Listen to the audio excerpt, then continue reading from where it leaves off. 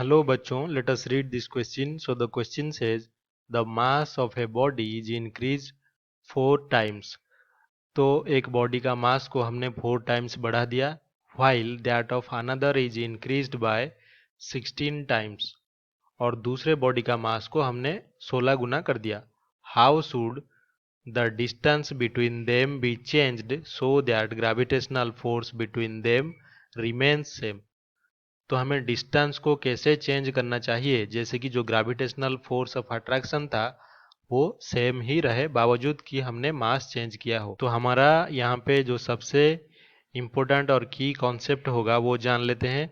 तो की कॉन्सेप्ट हमारा है जो कि है Newton's universal law of gravitation. तो ये लॉ हमें क्या कहता है कि जो force of attraction between two bodies है ये कितना है, कैपिटल जी m1 m2. यानी कि अगर 1 2 दो बॉडीज हैं तो दोनों बॉडी के मास m1 m2 है, तो इसका प्रोडक्ट डिवाइडेड बाय दोनों के बीच में अगर सेपरेशन r है तो उसका स्क्वायर. तो अभी इसी जो फोर्स है इसको इनिशियल फोर्स अगर हम माने और क्वेश्चन के कंडीशन को देखें तो हमारे पास गिवन क्या है, गिवन जो मास है पहले बॉडी का वो चेंज कर दिया गया. तो जो m1 डैश है इसको ले लेते हैं इज इक्वल्स टू चेंज्ड मास. तो ये मास हमने चेंज करके रखा है. तो changed mass of the first body, तो पहले बॉडी का मास को हमने चेंज कर दिया है. तो ये इक्वल्स टू हमने कितना चेंज किया है, 4 टाइम्स. इनिशियल मास कितना था m1. तो इसी तरह से m2 जो है इसका डैश ले लेते हैं. ये क्या है, changed mass of the second body. और इसको कितना गुना कर दिया हमने, 16 टाइम्स कर दिया. तो 16 m2. तो अभी हमें जो डिस्टेंस है उसको फाइंड करना है कि कैसे चेंज करना है. तो हम ले लेते हैं r dash is equals to changed distance between two bodies. तो दोनों बॉडी के बीच में जो डिस्टेंस है इसको हमने चेंज कर दिया है.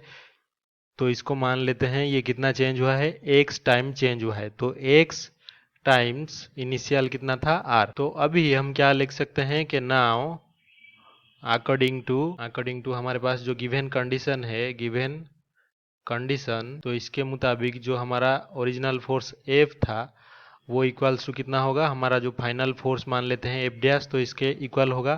तो हम लिख सकते हैं कि जो F डैश है ये इक्वल्स टू कितना होगा F, और F डैश की जगह पे जो नया मास और सेपरेशन है उसका वैल्यू पुट करेंगे. तो ये g तो यूनिवर्सल कांस्टेंट है, चेंज नहीं होगा.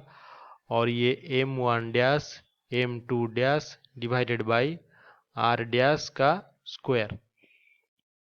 और ये इक्वल्स टू होगा जो ओरिजिनल हमारा था g m1 m2 divided by r square. तो अभी g बोथ साइड से कैंसिल हो सकता है और जो m1 डैश m2 डैश की जगह पे हम पुट कर सकते हैं 4m1 इंटू 16 m2, और r डैश की जगह पे पुट कर सकते हैं हम x r का होल स्क्वायर. तो ये हो जाएगा m1 m2 divided by r square. तो अभी m2 कैंसिल हो गया और m1 से m1 कैंसिल हो गया, और जो r स्क्वायर है ये भी r स्क्वायर से कैंसिल हो जाएगा. तो अभी तो ये हो जाएगा 64 divided by X square is equals to 1.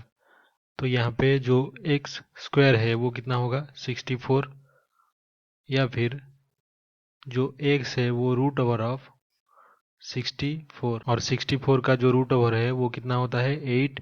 तो हमारा एक्स कितना हो गया 8.